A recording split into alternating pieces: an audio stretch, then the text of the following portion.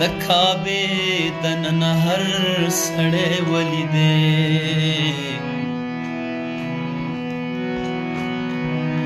کلک ایمان په میکده کې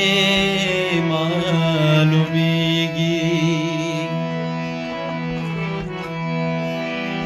د کعبې دننه هر سړی ولیدی کلک ایمان په میکده کې معلومیږي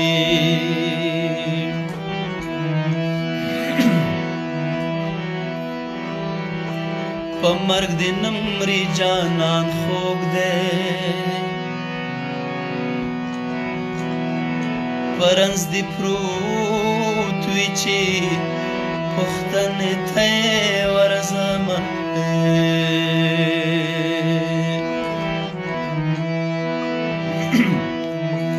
دا ټپه د خو زما لخوا یې د پیغام په بڼه واخلئ ځکه چې دا ژوند ډېر لنډ تنګ دی رنځورې دي مرګونه دي بیا په دې قاتل دور کې قاتل زمان کې زه به خپل ملګرو تاسو ته وایم چې خلکو له یو بل زاریږئ یوه دنیا فاني د ارماني به پاتې شو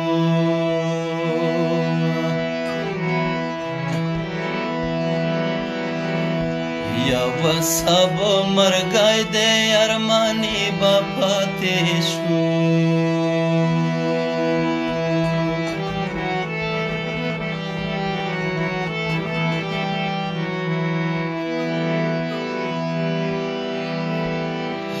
هغه ورځ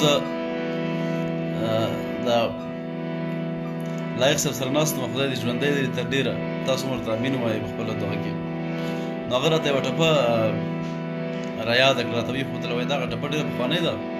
او ډېره ښکلې هم ده ای د پښتانه اصیله پاته یوه زما په خوله دې لاس نیو چپه دې کړمه یوه زما په خوله دې لاس نیو چپه دې کړمه دا نو د یوې ښځې یا د یوې پېغلې د پښتنۍ ښځې د پښتنۍ پېغلې یو هغه مجبوري ښیي چې د پښتانه پت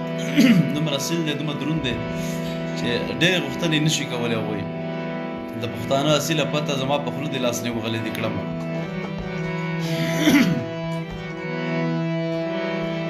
په هره ټپه کې ډېر قوي تصویر وي واقعا او ټپه زما تر ډېرو نورو څومره لکه د غزل سبک دی که د سندرې دي یا نورې شیانې دي نه چاربیت دي روایات دي بګتې دي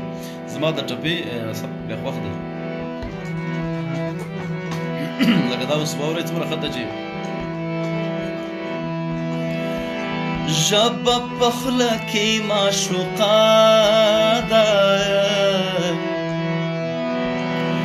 یوه چې غاښې وځي معشوقه بربنډه شینه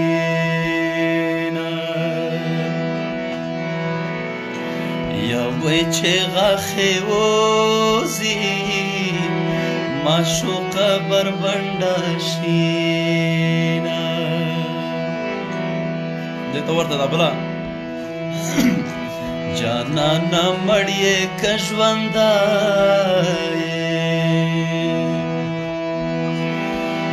ستا تر کوټې مې تېروي ستا تر کوټې مې لاس تړلې تېروينه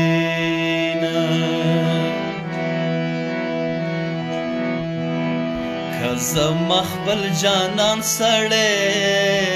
وی ننګیال صاحب او حیران صاحب ستړي مه شئ وینم چې راغلي یې ټول ملګري ستړي مه شئ که زما خپل جانان سړی وې زه به د بل ډولۍ ته ولې ورختمه نصیبه څه کانې دې وکړې مین پوچایم غېږه چاته ورکومه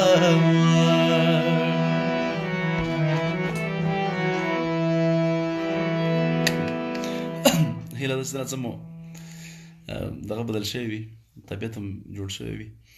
موسیقي نو یو حالت لري چې چېرته موسیقي وي یا خو چې خیر پاس لګي دا ادب دی دا خو دی